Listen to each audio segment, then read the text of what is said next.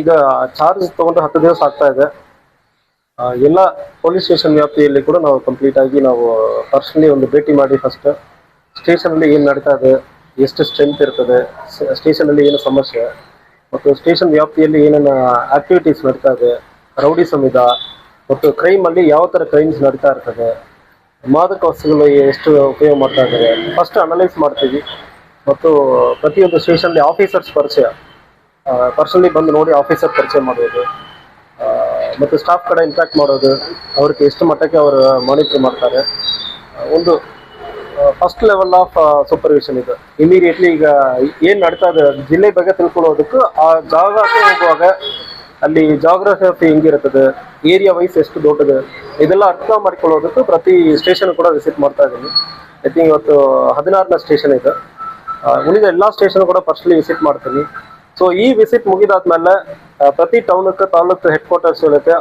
So ಬಂದು ಜನರ ಸಮಸ್ಯೆ ಜನರ ಕಡೆ ಮಾತಾಡಿ ಅವ್ರಿಗೆ ಏನು ಇಲ್ಲಿ ಲೋಕಲ್ ಏನು ಸಮಸ್ಯೆ ಇರ್ತದೆ, ಪೊಲೀಸನ್ನ ಯಾವುದನ್ನು ಕಂಟ್ರೋಲ್ ಮಾಡಬೇಕು, ಯಾವ ಇಶ್ಯೂಸ್ ಇದೆ, ಇದ್ರ ಬಗ್ಗೆ ಅವ್ರ ಕಡೆ ಜನರ ಕಡೆ ಮಾತಾಡಿ ಮತ್ತು ಅದು ನಿರ್ಧಾರವನ್ನು ತಗೊಳ್ತೀವಿ. ಈಗ ಕಿರಾಣಿ ಅಂಗಡಿಗಳಲ್ಲಿ ವಾಟರ್ ಬಾಟಲ್ ಎಲ್ಲ ಸಿಗುತ್ತೋ ಇಲ್ಲ ಗೊತ್ತಿಲ್ಲ, ಬಟ್ ವಾಟರ್ ಬಾಟಲ್ ಮಾತ್ರ ಮಾಡ್ತಾ ಇದ್ದಾರೆ ಸರ್ ಇಲ್ಲಿಗಲ್ ಆಗಿ. ಅದಕ್ಕೆ ತಮ್ಮ ಇಲಾಖೆಯಿಂದ ಯಾವ ರೀತಿ ಒಂದು ಕ್ರಮ ವಹಿಸ್ತೀರಿ? ಈಗಾಗಲೇ ಮತ್ತೆ ಏನ್ ಮಾಡ್ತಾ ಇದ್ದಾರೆ, ಅದೇ ವಿಷಯವಾಗಿ ರೈತ ಸಂಘಟನೆಯವರು ಕೂಡ ಪ್ರತಿಭಟನೆ ಮಾಡುವ ಹಂತಕ್ಕೆ ಹೋಗ್ಬಿಟ್ಟಿದ್ದಾರೆ. ಸೊ ಈಗ ನಿಮ್ಮ ಗಮನಕ್ಕೆ ತಗೊಂಡು ಬಂದಿದ್ದೀರಿ. ಈಗ ನಾನು ಆಲ್ರೆಡಿ ಸೂಚನೆ ಹೇಳ್ಕೊಟ್ಟಿದ್ದೀನಿ. ಪರ್ಟಿಕ್ಯುಲರ್ಲಿ ಒಂದು ಎಕ್ಸೈಸ್ ರೈಡ್, ಮಾದಕ ವಸ್ತುಗಳು, ಕ್ಲಬ್ ಮತ್ತು ಮರಳು ವಿಚಾರ ಇದು ಎಲ್ಲಿ ನಡೀತದೆ ಅಂದ್ರೆ ಕೂಡ ನೀವು ಪತ್ರಕರ್ತರು, ಮಾಧ್ಯಮಿಕರು, ಸಾರ್ವಜನಿಕರು ನಮ್ಮ ಡಿಸ್ಟಿಕ್ ಪೇಜ್ SP ಪೇಜನ್ನು ಸೋಷಿಯಲ್ ಮೀಡಿಯಾ ಪೇಜ್ಗಳಲ್ಲಿ ಫೇಸ್ಬುಕ್ ಇರಲಿ, ಇನ್ಸ್ಟಾಗ್ರಾಮ್ ಇರಲಿ, ಟ್ವಿಟರಲ್ಲಿ ನೀವು ಶೇರ್ ಮಾಡಿ ಎಲ್ಲಿ ಏನು ನಡೀತಾ ಇದೆ ಅಂದ್ರೆ ಮಾಹಿತಿ ಕೊಡ್ತಾರೆ ಅಂದರೆ ಕೂಡ ನಾವು ಪರ್ಸನಲ್ ಆಗಿ ಮಾನಿಟರ್ ಮಾಡಿ ಅಲ್ಲಿ ಏನು ನಡೀತಾ ಇದೆ ಅಂದ್ರೆ ನಮ್ಮ ಗಮನಕ್ಕೆ ಬರ್ತದೆ. ಅವಾಗ ಸ್ಟೇಷನಲ್ಲಿ ಕೂಡ ನಾವು ಪ್ರಶ್ನೆ ಮಾಡ್ತೀವಿ, ಯಾಕೆ ಇದು ನಡೀತಾ ಇದೆ ಅಂದ್ರೆ ಅದು ಪ್ರಶ್ನೆ ಮಾಡ್ತೀವಿ. ಗಮನಕ್ಕೆ ತಗೊಂಡು ಬಂದಿದ್ದೀರಿ, ಸೂಚನೆ ಕೊಡಲಾಗಿದೆ.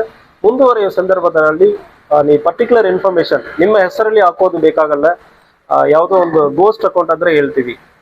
ಸೊ ಗೋಕಾಕ್ ಬಾಯ್ಸ್ ಯಾವುದೋ ಒಂದು ಹೆಸರು, ಎನಿ ಹೆಸರು ಇಟ್ಕೊಳ್ಳಿ, ಯಾವುದೋ ಒಂದು ಹೆಸರಿನಿಂದ ಕೂಡ ನೀವು ಇಂಥ ಅನಾಮಧೇಯ ಐಡಿಗಳಿಂದ ನೀವು ಕಳಿಸ್ತೀರಂದ್ರೆ ಕೂಡ ಪರ್ಟಿಕ್ಯುಲರ್ ಮಾಹಿತಿ ಅದ್ರ ಬಗ್ಗೆ ನಾವು ಕ್ರಮ ಕೈಗೊಳ್ತೀವಿ. Okay sir.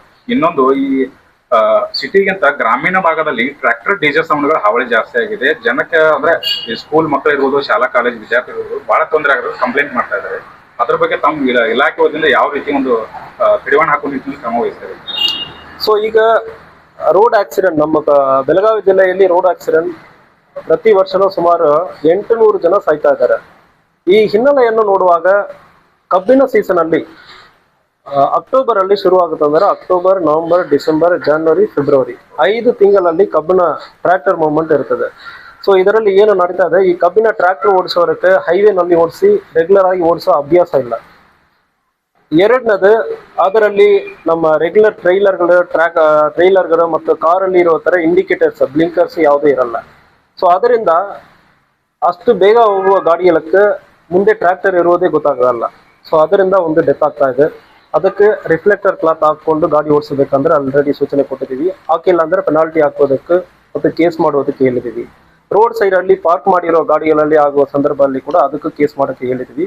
ಮತ್ತು ಯಾವುದೇ ಒಂದು ಟ್ರ್ಯಾಕ್ಟರ್ ಕೂಡ ರಿಫ್ಲೆಕ್ಟರ್ ಕ್ಲಾತ್ ಇಲ್ಲದೆ ಹೋಗುತ್ತಂದ್ರೆ ನೀವು ಫೋಟೋ ತೊಗೊಂಡು ಕಳಿಸ್ತೀರಂದ್ರೆ ಆ ಇನ್ಫಾರ್ಮೇಶನ್ ನಮಗೆ ಡೀಟೇಲ್ ಆಗಿ ಸಿಗುತ್ತಂದ್ರೆ ವಿಲ್ ಬುಕ್ ಅ ಕೇಸ್. ನೀವು ಫೋಟೋ ಮೇಲೂ ಕೂಡ ನಾವು ಕೇಸ್ ಬುಕ್ ಮಾಡೋದಕ್ಕೆ ರೆಡಿ ಇದ್ದೀವಿ. ಎರಡನೇ ವಿಚಾರ, ಕುಡಿದು ಬಿಟ್ಟ ಕೆಲವರು ಗಾಡಿ ಓಡಿಸ್ತಾರೆ.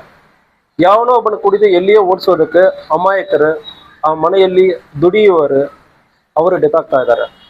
ಸೊ ಇತ್ತೀಚಿನ ಸಂದರ್ಭದಲ್ಲಿ ಕುಡಿದು ಗಾಡಿ ಓಡಿಸಿ ಯಾವುದು ಒಂದು ವೇಳೆ ಯಾವನೋ ಕುಡಿದು ಬಿಟ್ಟು ಗಾಡಿ ಓಡಿಸಿ ಇನ್ನೊಬ್ಬರ ಸಾಯಿಸುವ ಸಂದರ್ಭದಲ್ಲಿ ಮರ್ಡರ್ ಕೇಸಕ್ಕೆ ಈಕ್ವಲೆಂಟ್ ಆಗಿ ಕಲ್ಪಬಲ್ ಹೋಮಿಸೈಡ್ ಅಂದ್ರೆ ಹೇಳ್ತೀವಿ. ನಿಮಗೆ ಉದ್ದೇಶ ಇಲ್ಲ, ಕೊಲೆ ಮಾಡಬೇಕಂದ್ರೆ ಉದ್ದೇಶ ಇಲ್ಲ, ಬಟ್ ನಿಮ್ಮ ನಿರ್ಲಕ್ಷ್ಯದಿಂದ ಒಂದು ಜೀವ ಹೋಗಿರ್ತದೆ. ಅದಕ್ಕೆ ಪನಿಷ್ಮೆಂಟ್ ಅಪ್ ಟು 10 years ಮತ್ತು ಲೈಫ್ ಬರೆ ಕೂಡ ಇರ್ತದೆ. ಸೊ ನಿಮಗೆ 10 years ಪನಿಷ್ಮೆಂಟ್ ಆಗುವ ರೀತಿಯಲ್ಲಿ ನಾವು ಕೇಸ್ ಬುಕ್ ಮಾಡ್ತೀವಿ. ಒಂದು ವೇಳೆ ಆಕ್ಸಿಡೆಂಟ್ ಆಗುವ ಸಂದರ್ಭದಲ್ಲಿ ಕೂಡ ಪ್ರತಿಯೊಬ್ಬರಿಗೆ ಈಗ ಅವರು ಕುಡಿದಿದ್ದಾರೆ ಅಂದ್ರೆ ತಕ್ಷಣ ಚೆಕ್ ಮಾಡಕ್ಕೆ ಹೇಳ್ತಾ ಇದೀವಿ. ಒಂದು ವೇಳೆ ಕುಡಿದಿರುವ ಸಂದರ್ಭದಲ್ಲಿ ಅಟೆಂಪ್ಟ್ ಟು ಮರ್ಡರ್ಗೆ ಈಕ್ವಲೆಂಟ್ ಆಗಿ attempt to culpable homicide 110 BNS ಅಲ್ಲಿ ಕೇಸ್ ಬುಕ್ ಮಾಡಿರ್ತೀವಿ ಮತ್ತು ಅವರನ್ನು ಕೋರ್ಟ್ಗೂ ಕೂಡ ಪ್ರೊಡ್ಯೂಸ್ ಮಾಡ್ತೀವಿ. ಸೊ ಇಂಥ ಕ್ರಮಗಳನ್ನು ಕೈಗೊಳ್ಳುತ್ತೀವಿ. ಆ ಸಂದರ್ಭದಲ್ಲಿ ಇವರ ಕೈಯಲ್ಲಿಂದ ಕೂಡ ಕಾಂಪನ್ಸೇಷನ್ ಕೊಡಬೇಕಾಗುತ್ತದೆ. ಕುಡಿದು ಗಾಡಿ ಓಡಿಸೋ ಸಂದರ್ಭದಲ್ಲಿ ಜೈಲಕ್ಕೂ ನೀವು ಹೋಗ್ತೀರೋ, ಕೈಯಲ್ಲಿಂದ ಕೂಡ ನೀವು ಕಾಂಪನ್ಸೇಷನ್ ಕೊಡಬೇಕಾಗುತ್ತದೆ. ಸೊ ಯಾವುದೇ ರೀತಿಯಲ್ಲಿ ಕುಡಿದು ಯಾರು ಗಾಡಿ ಓಡಿಸ್ತಾರಂದ್ರೆ ಅವ್ರಿಗೆ ಯಾವುದೇ ಕಾರಣನೋ ಯಾವುದೇ ಒಂದು ನಾವು ಸ್ವಲ್ಪ ಮೆರ್ಸಿ ತೋರಿಸೋದು ಇದಕ್ಕೆಲ್ಲ ಯಾವುದಕ್ಕೆ ಅವಕಾಶ ಇಲ್ಲ. ಸೊ ಅದೇ ರೀತಿಯಲ್ಲಿ ನೀವು ಈಗ ಹೇಳಿದಿರಿ ಡಿ ಜೆ ಇದೆಲ್ಲ ಹಾಕ್ಕೊಂಡು ಹೋಗ್ತಾರೆ. ಡಿ ಜೆ ಹಾಕ್ಕೊಂಡು ಹೋಗುವಾಗ ಯಾಕೆ ಹಾಕಬಾರದಂದ್ರೆ ಹಿಂದೆ ಒಬ್ಬನ ಆರನ್ ಹಾಕೋದು ಯಾರಿಗೂ ಗೊತ್ತಾಗಲ್ಲ. ಸೊ ಅದಕ್ಕೆ ಯಾವುದೇ ಕಾರಣಕ್ಕೆ ಡಿ ಜೆ ಹಾಕಿ ಯಾವುದೇ ಗಾಡಿ ಹೋಗುತ್ತಂದ್ರೂ anybody can take a photo video of it, ನಮಗೆ ಕಳಿಸ್ತೀರಂದ್ರೆ ಗಾಡಿಯಲ್ಲಿ ಡಿ ಜೆ ಬೆಚ್ತೀವಿ ಮತ್ತು ಸೀಸ್ ಮಾಡ್ತೀವಿ.